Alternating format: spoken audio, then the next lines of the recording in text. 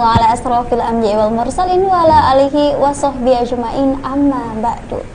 Dan dengan ada segala umat yang menyuruh kepada kebajikan, menyuruh yang ma'ruf dan mencegah yang munkar. Merekalah orang-orang yang beruntung. Quran Surah Al-Imran ayat 104. Assalamualaikum warahmatullahi wabarakatuh. Wafillah. Alhamdulillahirabbil alamin.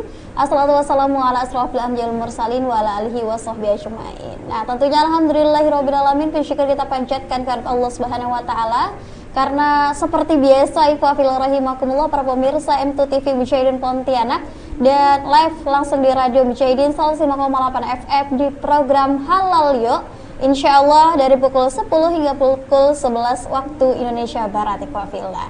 Dan insya Allah gimana nih kabarnya ikhwah fillah rahimakumullah dimanapun ikhwah fillah berada. Semoga keadaannya selalu baik saja dan juga tentunya selalu bersyukur kepada Allah Subhanahu wa taala. Tatkala setiap hamba yang bersyukur, insya Allah Allah akan tambahkan seluruh nikmatnya kepada hambanya. Amin ya rabbal alamin. Dia juga tentunya buat ikhwah fillah rahimakumullah sedang menjalankan aktivitasnya, semoga dipermudah oleh Allah Subhanahu wa taala. Dan yang sedang sakit, semoga Allah berikan kesembuhan. Amin ya rabbal alamin. Baiklah ikhwah fillah rahimakumullah, untuk hari ini Halal Yuk dengan tema komitmen halal LPH dalam menegakkan produk halal, insya Allah ditemani oleh Bapak Dr. Muhammad Agus Wibowo MSI. Baiklah, kita sapa terlebih dahulu. Assalamualaikum warahmatullahi wabarakatuh, Pak. Waalaikumsalam warahmatullahi wabarakatuh. Alhamdulillah. Gimana kabarnya nih, Pak? Alhamdulillah sehat. Sehat ya. Masya Allah, alhamdulillah. Dengan aktivitasnya luar biasa, semoga diberikan kesehatan selalu, Pak. Amin, ya. Amin ya rabbal alamin. Amin ya rabbal alamin. Sebelumnya tadi dari mana nih, Pak? Perjalanannya? Oh ya, kita habis dari fakultas dari Universitas Tanjung Pura, kemudian ke sini ke kantor. Dan alhamdulillah ya, setelah di perjalanan, tapi tidak begitu jauh Pak ya? Ya, kan keliling ya, cuman keluar kota. Oh iya, betul. Karena rumahnya di luar kota. Benar, jalurnya luar kota ya? Luar kota perbatasan Pontianak.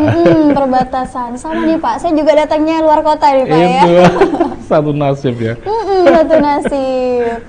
Tapi kalau dihitung-hitung ya nggak jauh ya Pak ya, hanya di perbatasan saja tempat kita Pak ya. Ya paling cuma berapa itu Pak, 20 menit ya? Iya, sekitar 20-25 menit. 20-25 menit ya, betul. Dan juga insyaallah ikhwah fillah rahimakumullah 1 jam ke depan dari pukul 10 hingga pukul 11 waktu Indonesia Barat, insyaallah kita masih membersamai di program Halal Yuk.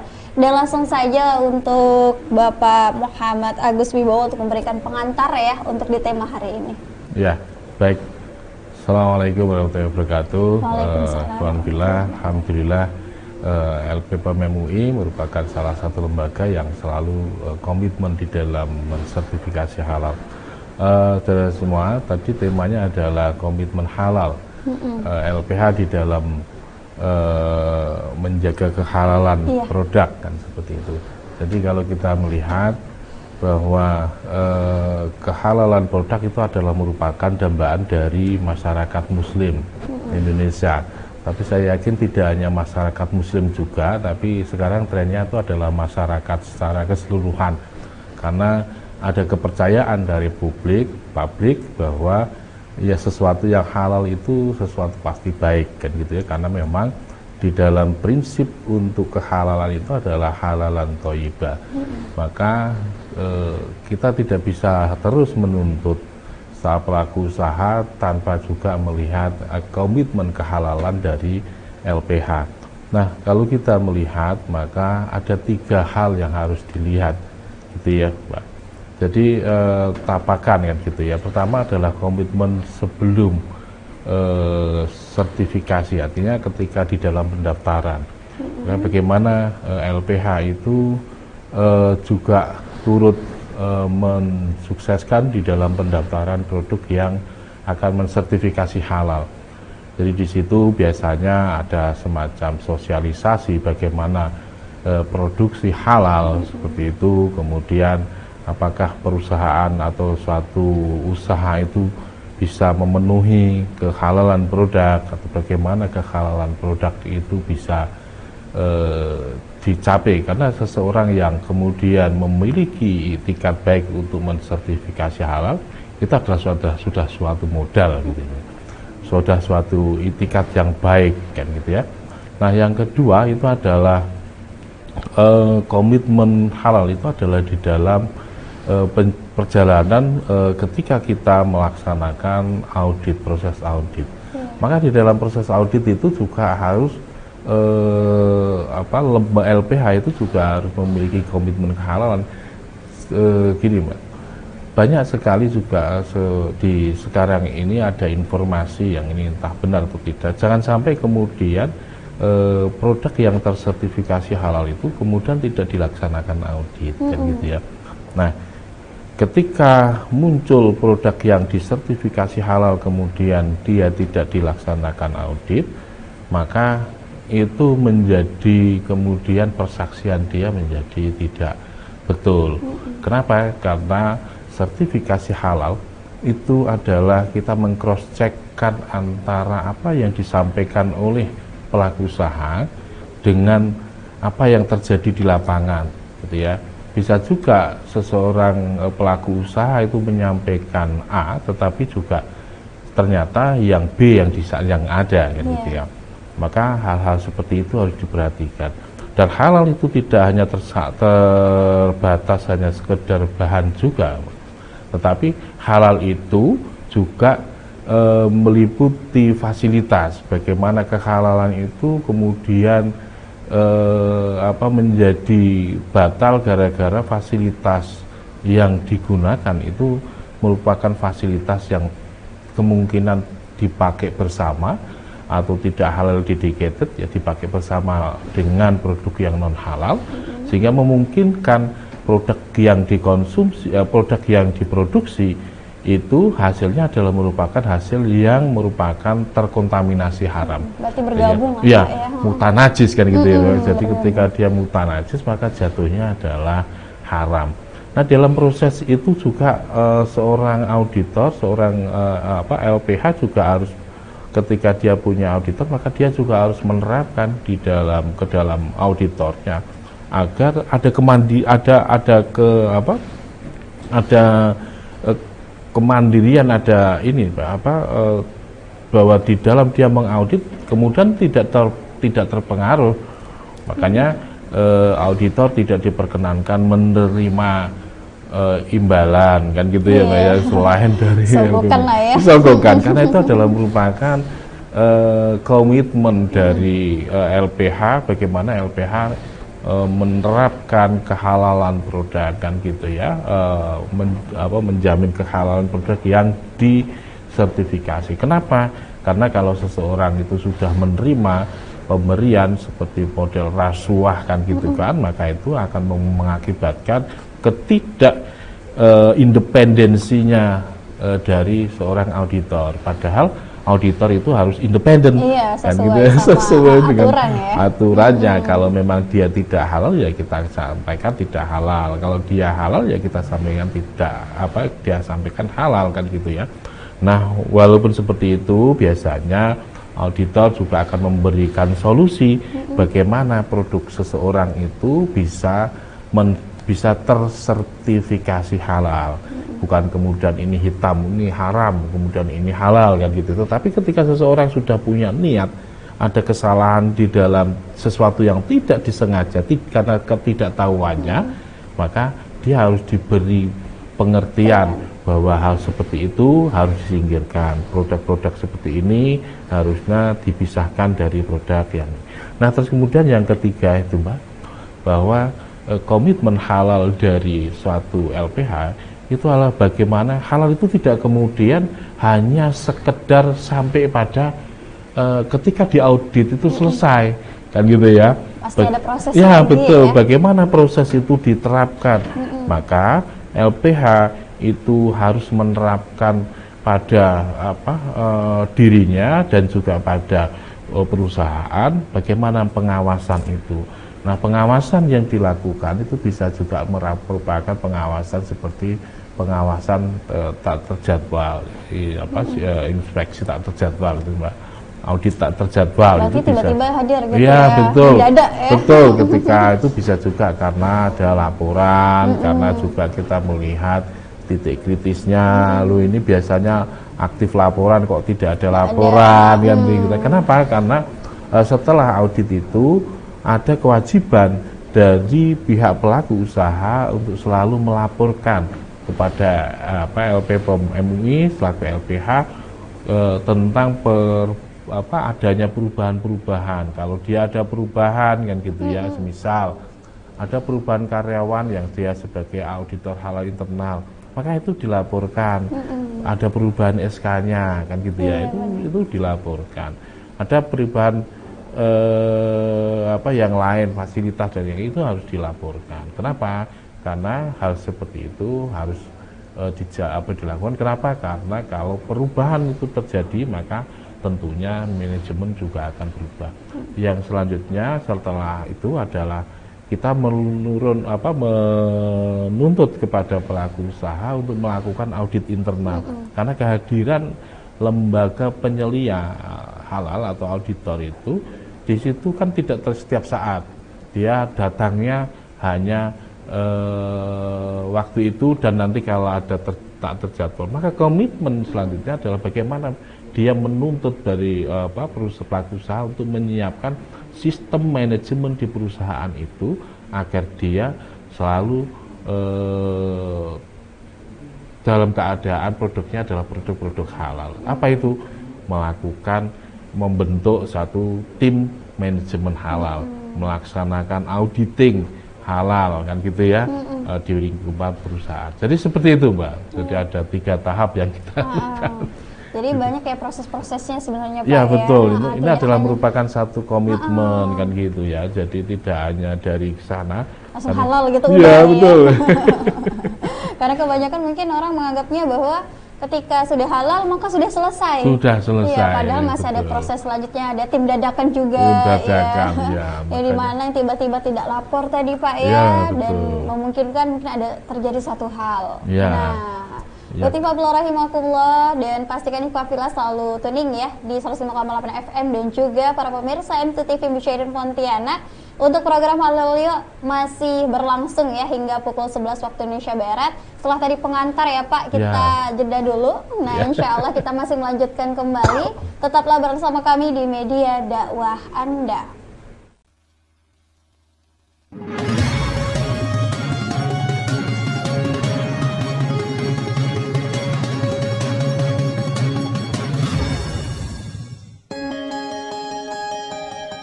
Saat ini, tren konsumsi produk halal terus meningkat. Selain sebagai kewajiban, mengkonsumsi produk halal menjadi gaya hidup masyarakat. Menurut prospek ekonomi Islam global, makanan halal mempunyai potensi 1,17 triliun US dollar pada tahun 2019 dan berproyeksi meningkat 3,5% di tahun 2024. Menurut indikator perkembangan ekonomi Islam secara global tahun 2021, skor indeks makanan halal di Indonesia menduduki peringkat 4 di dunia.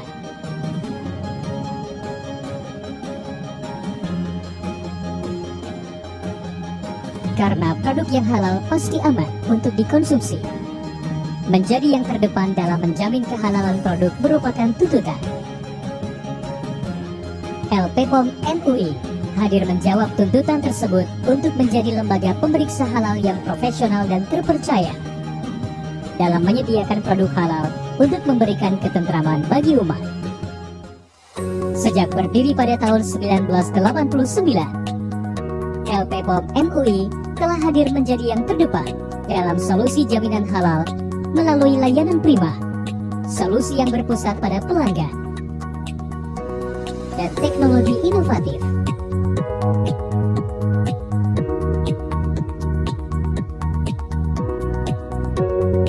Sebagai bentuk komitmen kepada pelaku usaha, kami hadir lebih dekat melalui layanan halal partner, dukungan auditor halal yang kompeten di bidangnya, sistem layanan online Serol SS 23.000,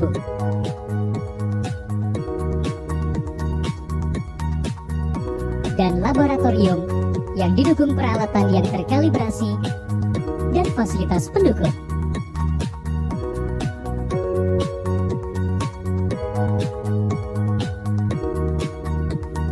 LPPOM MUI terus berkembang menjadi lembaga pemeriksa halal terbesar di Indonesia. Kami hadir di 34 kantor perwakilan yang tersebar di seluruh provinsi di Indonesia.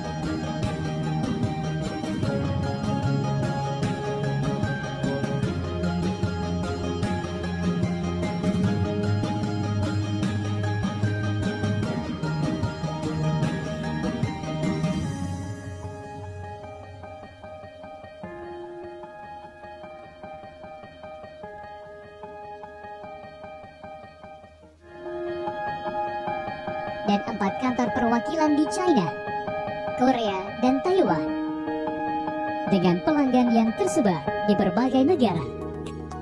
LPPOM MUI merupakan lembaga pemeriksa halal pertama yang telah diakui oleh BPJPH dan terakreditasi KAN dan diakui ESMA.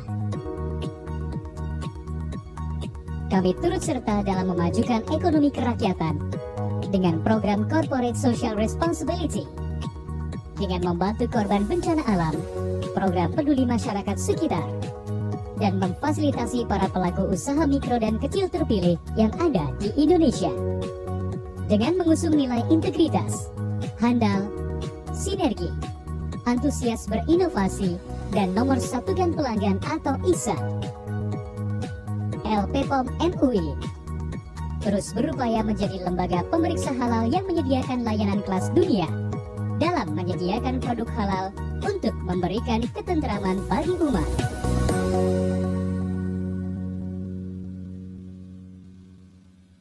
وَاتْلُ مَا أُوحِيَ إِلَيْكَ مِنْ كِتَابِ رَبِّكَ لَا مُبَدِّلَ لِكَلِمَاتِهِ وَلَنْ تَجِدَ مِنْ دُونِهِ مُلْتَحَدًا.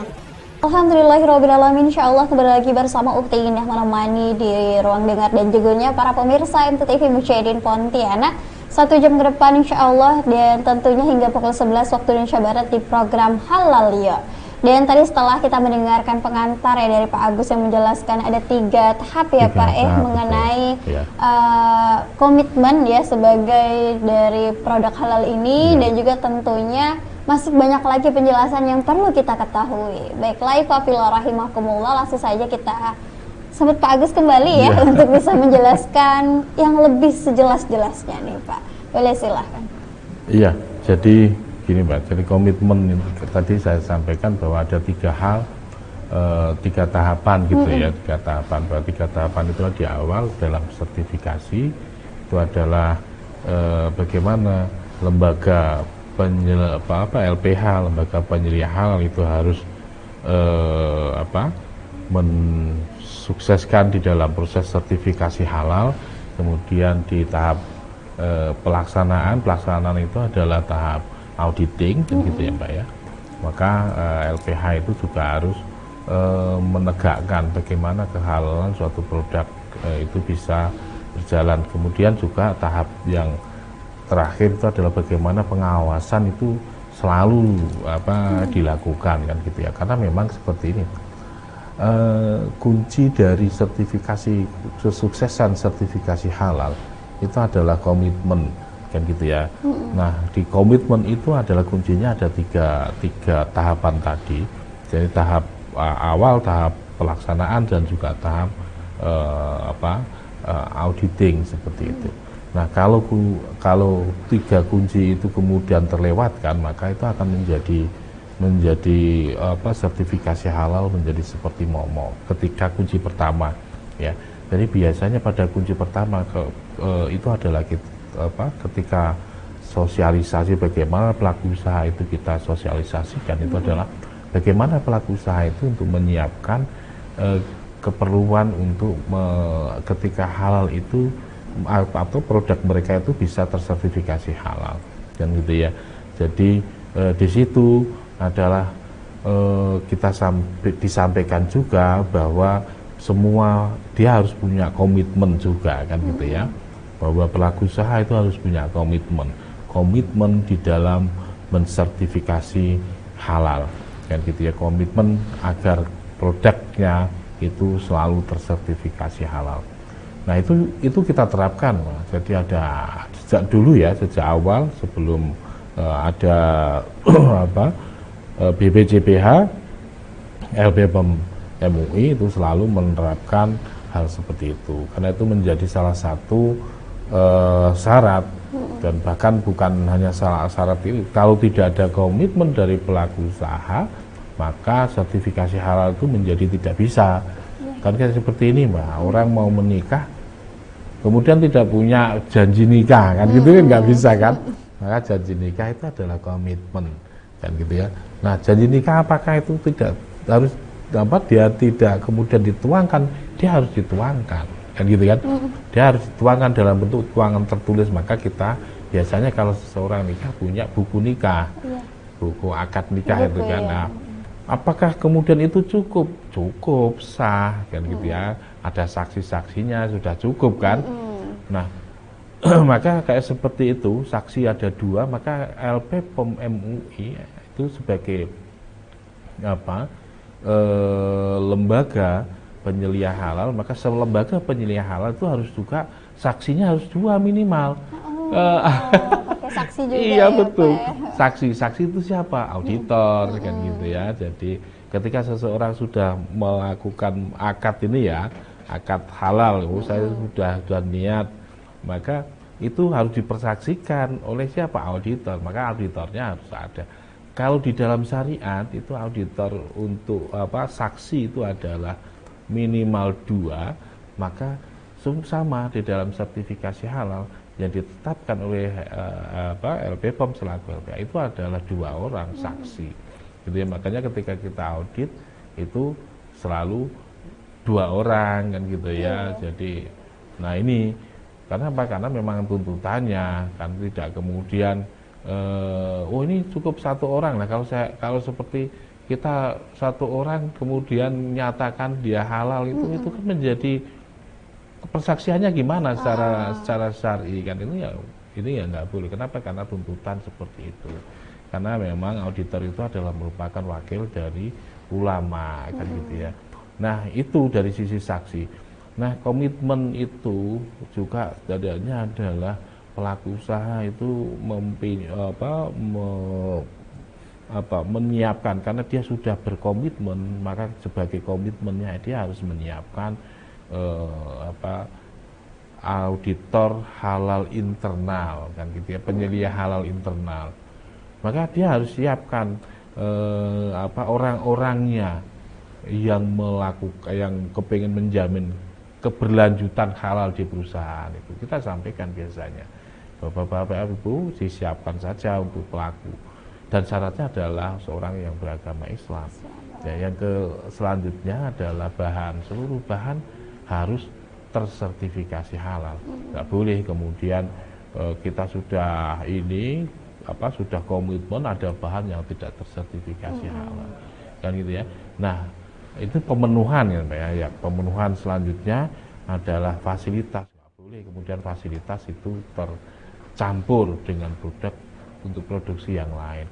Nah itu kita sampaikan ya, sampai kemudian bagaimana ketika bahan itu tidak produk ya, dan produk juga jangan sampai produk juga produk tidak memenuhi kriteria halal kan gitu ya. Misal pakai nama anjing, nama kemarin kasusnya juga wine halal kan gitu ya. Pakai apa lagi? Pakai bintang kan gitu ya. Ya, nah itu kan menjadi permasalahan kan. Iya. Pakai logo bintang kayak seperti bir bintang nggak boleh, walaupun itu tidak ada haramnya kan gitu ya, tapi nggak boleh. Kenapa? Karena itu akan menjerumuskan masyarakat untuk mendekat kepada sesuatu yang haram tadi, yang senak, yang sama kan gitu ya. Nah, selanjutnya adalah bagaimana keberlanjutan itu dilakukan oleh pihak perusahaan dengan cara ada pelaksanaan auditing di tingkat perusahaan. Maka perusahaan UMKM itu kita minta untuk melakukan audit dan itu kita sampaikan gitu Mbak.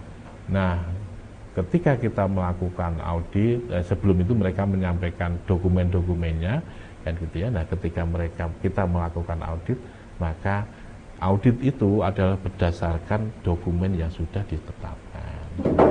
Dari dokumen yang sudah ada, kita melakukan audit, kemudian kita juga melihat bagaimana dia menerapkan syarat-syarat tadi itu, bagaimana keperluan itu. Karena sebetulnya halal itu kan ada dua prinsip saja ya Mbak ya, bahannya halal dan satu tidak terkontaminasi dengan barang yang haram, kan gitu kan? Dia atau tidak terkontaminasi dengan najis kan gitu ya. Nah, kalau dia halal kemudian dia terkontaminasi dengan najis, maka jatuhnya mutanajis. Tapi kalau dia halal dan barangnya fasilitasnya itu tidak mengkontaminasi najis, maka dia jatuhnya adalah halal kan gitu ya. Tetapi barangnya tidak najis, bendanya haram, ya tentunya haram dia kan gitu. Udah pasti haram ya. Dia pasti haram ya, gitu. Jadi seperti itu Pak. Tetapi kenapa kok kita kemudian sampai kepada komitmen kepada yang lain? Itu gara-gara karena pelaku usaha adanya rantai produksi yang kemudian kita juga bisa suatu saat produk ini hilang, kemudian kita menggunakan produk yang lain kan gitu, dan itu perlu komitmen. Ketika mengganti produk, wah ini ganti-ganti produk, tapi ke produk yang lain kok ada yang lebih murah tetapi tidak halal, nah kita pakai ya, itu kan nggak boleh. Kenapa? Karena sudah ada komitmen dari pelaku usaha seperti itu Mbak. Iya. Ya. Karena memang di masyarakat yang sempat kita ketahui ya, mungkin lebih memilih lebih murah ya. Betul. Lebih murah, sesuatu yang lebih murah banyak. Yang dapatnya banyak, lebih murah dibanding yang agak mahal, halal dapatnya sedikit ya. Iya. Nah, ini yang biasanya jadi tantangan tersendiri bagi masyarakat. Maka jadilah masyarakat yang pandai untuk memilih dan memilah mana yang halal dan tentunya mana yang haram. Baiklah Ikhwatul Rahimakumullah, kita akan jeda. Buat Ikhwatul yang masih ingin beretensi atau bertanya, silahkan di nomor 08 1157055758 via WhatsApp chat. Dan insya Allah nanti akan Uti Indah bacakan dan langsung ya dijawab oleh Pak Agus yang nanti akan menjawabnya. Baiklah Ikhwatul Rahimakumullah, kita jeda terlebih dahulu. Tetaplah bersama kami di media dakwah Anda.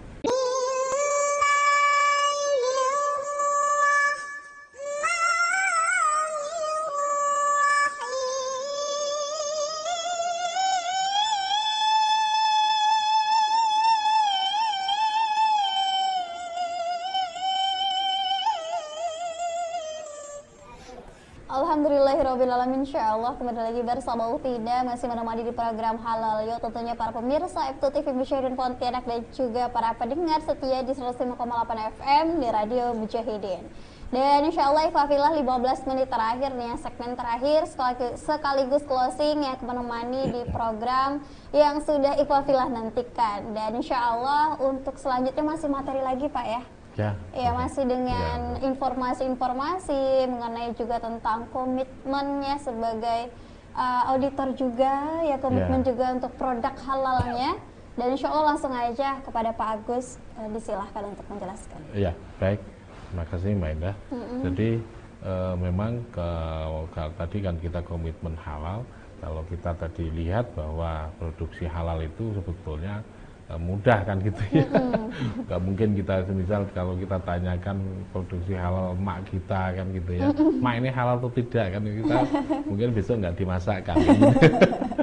Karena biasanya kita sudah yakin kan gitu kan ya, karena mak kita yang muslimah kan gitu ya, makanya dia sudah punya komitmen di dalam produksi halal kan gitu ya. Enggak, maka produk-produk rumahan gitu yang dia produksi sendiri untuk saudaranya sendiri, karena kita sudah tahu, sudah paham bahwa seseorang itu sudah memproduksi dia muslim, pasti yang diproduksi adalah halal. Yang menjadi permasalahan adalah ketika kita kemudian pergi ke satu tempat, wah ini muslim atau tidak, tapi pakai peci, pakai kerudung kan gitu ya. Ya itu kemudian menjadi permasalahan kan gitu ya. Nah, saudara semua, jadi ketika kita sertifikasi halal kan menjadi sesuatu yang penting kan gitu ya. Terus kemudian bagaimana kita komitmen itu? Maka satu komitmen itu adalah bahwa halal itu sesuatu yang kemudian dia harus ada dua hal tadi. Satu bahannya, satu bisa menjadikan fasilitas itu adalah merupakan fasilitas yang tidak mungkin mengkontaminasi najis atau zat bahan, dan tidak ada kontaminasi najis atau haram terhadap bahan atau produk yang dihasilkan kan gitu ya. Maka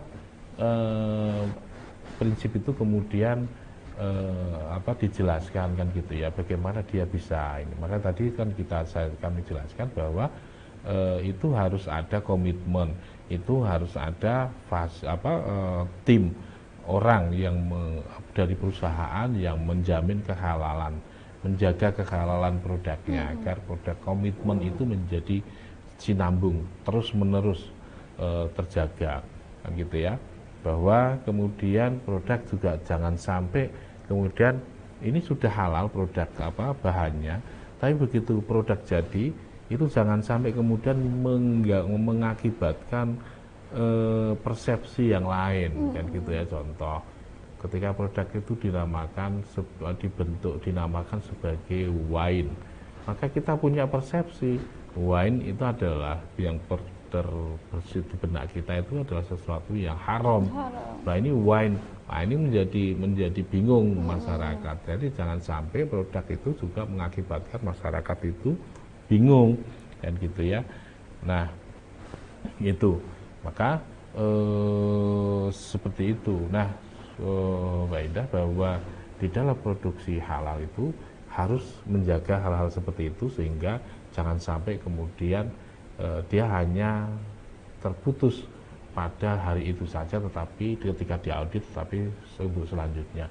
Nah bagi pihak LPH, maka pelaku dia harus memenuhi prasyarat-prasyarat untuk secara syariat, karena ini adalah dakwah ya Mbak ya. Ya Mbak. Jadi ini adalah merupakan dakwah. Maka bagaimana LPH itu di dalam melakukan audit kan gitu ya, jangan sampai kemudian audit yang dilaksanakan itu kemudian tidak bisa memberikan gambaran untuk penjaminan kehalalan produk kan gitu ya. Contohnya, nggak boleh kita punya auditor gitu, kita berikan satu fakta integritas. Jadi kita minta auditor itu ada betul itu Pak, tanda tangan fakta integritas, bahwa mereka nggak boleh menerima pemberian. Ketika kita melakukan audit, nggak boleh makan produk yang ada di tempat itu ya. Kalau kita minum biasa ya Mbak ya, biasanya makanya auditor minta ke minum yang dia. Tapi ketika kita makan produk yang ada di situ, itu bukan karena kita nggak boleh, ketidakbolehan itu bukan karena kemudian kita nggak suka, enggak, padahal auditor itu suka, gitu. Wah ini kalau halal kita suka gitu ya. Cuman karena itu sudah menjadikan fakta integritas ya, gitu ya, kita maka kita tidak akan minta. Ketika ditawari, maka auditor akan mengatakan mohon maaf saya nggak bisa. Maka karena itu sudah merupakan aturan fakta integritas kita, termasuk nggak boleh menerima pemberian dalam bentuk uang kan gitu ya. Ya kalau orang dikasih air minum kan dia dikasih di bawah ya Mbak ya, diberi gitu kan, mereka nggak boleh kemudian memberikan. Ini adalah merupakan satu komitmen dari LPH. Kalau kita nuntut tadi pelaku usaha itu seperti itu, bisa menjamin, maka kita juga bagaimana di dalam audit itu juga bisa menjamin bahwa audit yang dilakukan itu bersifat independen, gitu kan. Jadi jangan sampai kemudian auditornya itu satu, Mbak, dan gitu ya, auditornya cuma satu orang saja, maka itu tidak memenuhi asas asas untuk persaksian, karena auditor sejatinya adalah saksi wakil dari ulama, ya. Jadi di sistem audit di Indonesia itu seperti itu. Auditor itu adalah merupakan wakil dari ulama di Majelis Ulama Indonesia, karena yang memfatwakan itu adalah Majelis Ulama Indonesia. Dia adalah merupakan wakil dari ulama. Ketika ulama tidak bisa hadir di satu tempat, ya, ketika keilmuan yang itu tidak mencakupi keilmuan ulama kita, maka ada auditor. Nah, sebagai saksi maka dia harus memenuhi asas itu. Satu, jujur, nggak boleh bohong, kan gitu ya. Yang kedua, untuk jujur itu kan perlu ada kecukupan jumlah, maka dua gitu.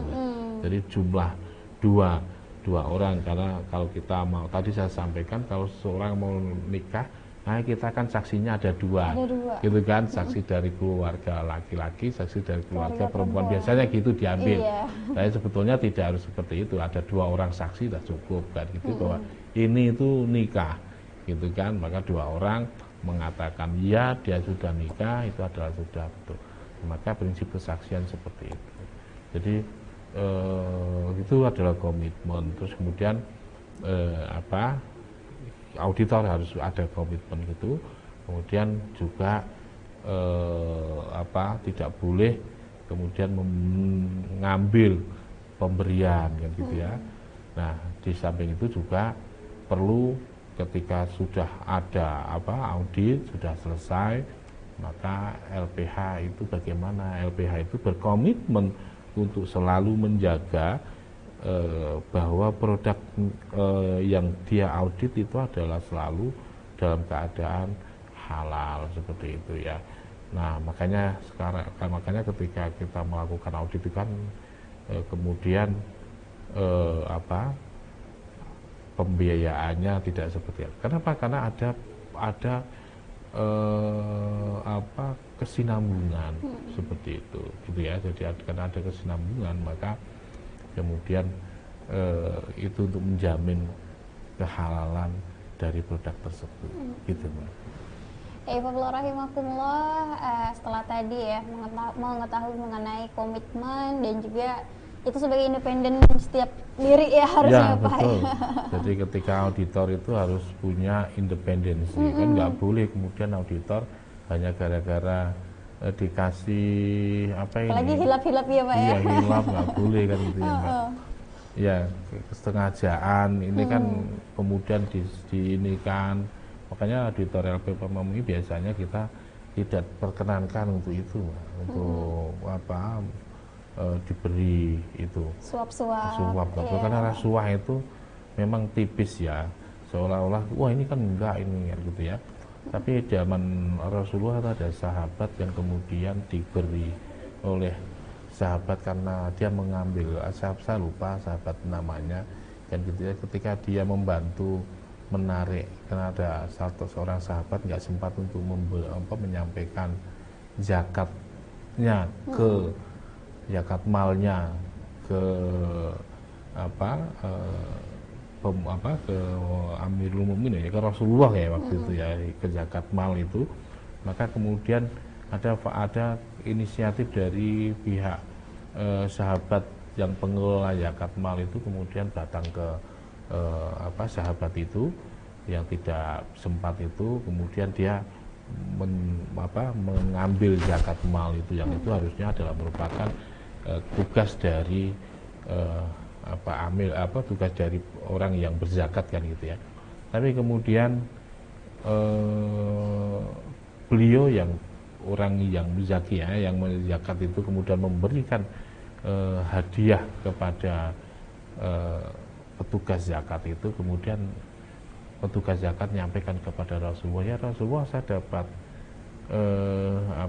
dapat hadiah dari sahabat ini, kenapa kamu karena saya menarik zakat itu, membantu. Terus kemudian ditanya, seandainya kamu bukan petugas zakat, apakah kamu diberi hadiah itu? Tidak ya Rasulullah. Maka kemudian ya Rasulullah mengatakan, kembalikan, karena itu kan rasuah, gitu ya. Jadi nggak boleh. Karena seperti itulah maka kemudian di LPPOM juga menerapkan bahwa sifatnya rasuah seperti itu tidak diperkenankan. Kan kita menjadi penyakit di negara ini kan karena korupsi itu. Iya, dari hal kecil ya. Dari kecil. Sesuatu yang sifatnya rasuah, sogok. Ya, kita mau masuk ke PNS nyogok kan katanya gitu, mau masuk apa nyogok, yang penting seolah-olah uang itu segalanya. Bahkan yang padahal yang memberikan sesuatu itu yang di atas kan gitu kan, punya rezeki masing-masing. Ya, jangan sampai kemudian halal itu dikotori dengan hal-hal yang sifatnya rasuah seperti itu. Bukan kemudian auditor LPPOM tidak suka dengan uang kan gitu ya, bukan. Ya itu suka, cuman nggak boleh dengan cara seperti itu. Ada porsinya masing-masing. Ada porsinya masing-masing. Tapi kalau jalannya tidak betul kan tidak diperkenankan. Itu jatuhnya haram. Ya. Kita mau halal tapi mereka haram kan gitu ya. Makanannya halal tapi uangnya yang haram gitu ya. Jadi nah itu jangan, ya itu yang kemudian tidak boleh, termasuk salah satu komitmen dari LPH.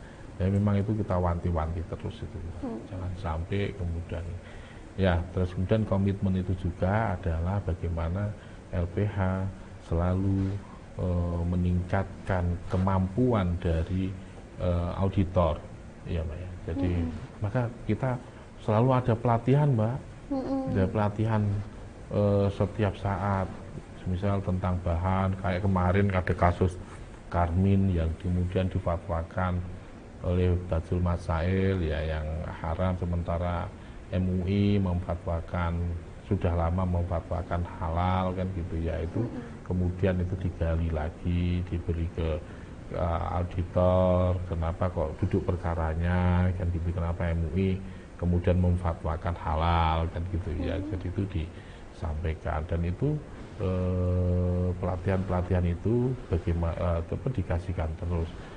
Ya, jadi keterampilan auditor di dalam melaksanakan audit itu selalu ditingkatkan gitu Pak ya, dengan pelatihan-pelatihan untuk meningkatkan. Itu dilakukan terus Pak. Setiap, kalau di LPPOM itu setiap bulan itu pasti ada pelatihan. Ya, jadi penyegaran, refreshment kan gitu ya. Bukan berarti kemudian auditornya nggak pinter, auditornya mereka sudah paham, bukan berarti kemudian ini, tetapi bagaimana kan dunia ini kan selalu berkembang ya Mbak ya. Jadi produk itu yang dulunya misal pewarna, dulu Karmin nggak dipakai, Karmin Indonesia nggak pakai, sekarang pakai Karmin. Kenapa? Karena ada informasi dari luar yang menggunakan Karmin itu kan gitu ya. Dan itu harus ada updating ilmu ya. Jadi nah maka kan lembaga penilai halal itu harus memberikan updating kepada auditornya, bagaimana duduk perkara kehalalan suatu produk, bagaimana mengaudit, bagaimana bahan ini kok bisa kemudian menjadi halal, bagaimana bahan ini menjadi haram. Itu selalu dilakukan pelatihan, dilakukan refreshment. Ya. Harus memperbaharui ya. Betul. Ya, di samping kemampuan ini Mbak, kita itu auditor itu harus melaksanakan uji kompetensi setiap 3 tahun sekali. Dan setiap 3 tahun sekali itu berbayar. Dan jadi auditor itu harus bayar Mbak, setiap 3 tahun untuk melakukan uji kompetensi. Iya, pelatihan bayar Pak. Ya, setelah kita berbincang-bincang nih Pak ya, waktu kita tak lama lagi, 1 menit lagi kebersamaan kita akan usai. Boleh disampaikan ya Pak closing statementnya buat hari ini? Baik, saudara semua, bahwa halal itu adalah sesuatu yang penting dari kita, bahwa untuk bagi umat Islam ya, karena apa? Karena memakan sesuatu yang halal itu adalah merupakan satu kewajiban bagi seorang yang beragama Islam. Maka komitmen untuk selalu mengkonsumsi halal, komitmen untuk menegakkan kehalalan produk itu, saya yakin kita harus saling bahu membahu untuk mewujudkannya, kan gitu ya. Baik itu di diri kita sendiri maupun komunitas kita. Mungkin itu dari kami. Semoga kita menjadi negara yang baldatun thayyibatun wa rabbun ghafur melalui sertifikasi halal ini. Terima kasih. Assalamualaikum warahmatullahi wabarakatuh. Waalaikumsalam warahmatullahi wabarakatuh. Ya, alhamdulillahirabbil alamin, setelah closing statement yang sudah disampaikan oleh Pak Agus, ya semoga negara kita jauh ya dari makanan yang haram ya Pak. Ya, amin, amin ya rabbal alamin. Dan juga ikhwat rahimakumullah, karena waktu kita juga sudah menunjukkan pukul 11 waktu Indonesia Barat, maka bertanda berakhir pula di program Halal Yuk. Dan kita tutup dengan melafazkan hamdalah, alhamdulillahirabbil alamin, dan doa penutup majelis. Subhanakallahumma wa bihamdika asyhadu an la ilaha illa anta astaghfiruka wa atubu ilaik. Saya Indah Sari yang bertugas pamit undur diri. Terima kasih Pak. Ya, kami ucapkan kepada Pak Agus yang sudah memberikan waktunya, memberikan informasi dan juga memberikan ilmunya. Semoga sehat selalu Pak. Amin. Dan dimudahkan segala urusannya. Amin ya rabbal alamin. Baiklah, kita akhiri wabillahi taufik wal hidayah. Wassalamualaikum warahmatullahi wabarakatuh. Waalaikumsalam.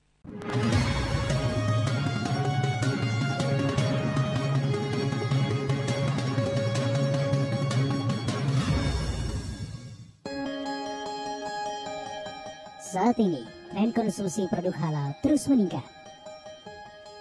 Selain sebagai kewajiban, mengkonsumsi produk halal menjadi gaya hidup masyarakat. Menurut prospek ekonomi Islam global, makanan halal mempunyai potensi 1,17 triliun US dollar pada tahun 2019 dan berproyeksi meningkat 3,5% di tahun 2024.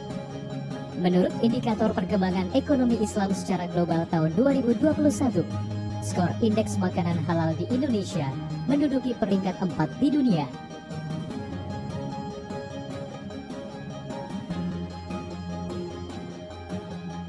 Karena produk yang halal pasti aman untuk dikonsumsi.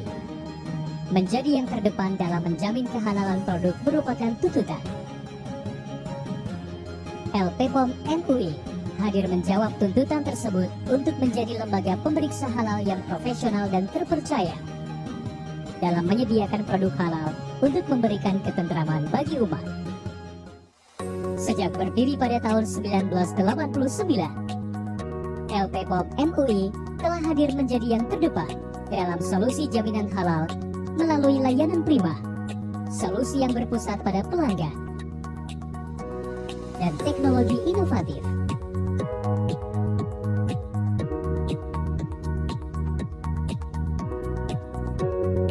Sebagai bentuk komitmen kepada pelaku usaha, kami hadir lebih dekat melalui layanan halal partner, dukungan auditor halal yang kompeten di bidangnya, sistem layanan online Serol SS 23.000,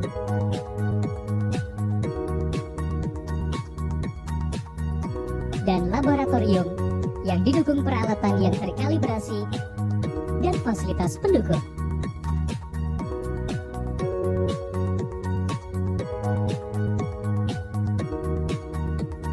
LPPOM MUI terus berkembang menjadi lembaga pemeriksa halal terbesar di Indonesia. Kami hadir di 34 kantor perwakilan yang tersebar di seluruh provinsi di Indonesia.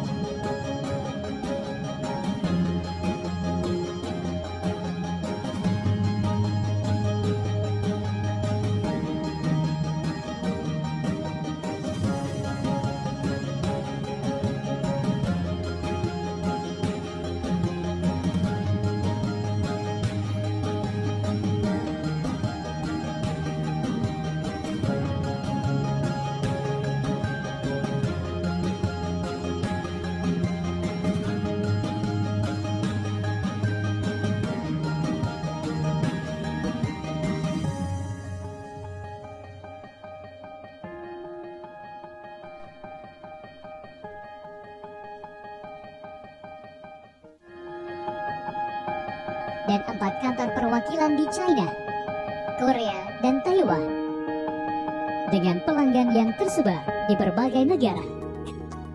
LPPOM MUI merupakan lembaga pemeriksa halal pertama yang telah diakui oleh BPJPH dan terakreditasi KAN dan diakui ESMA. Kami turut serta dalam memajukan ekonomi kerakyatan dengan program Corporate Social Responsibility, dengan membantu korban bencana alam, program peduli masyarakat sekitar, dan memfasilitasi para pelaku usaha mikro dan kecil terpilih yang ada di Indonesia.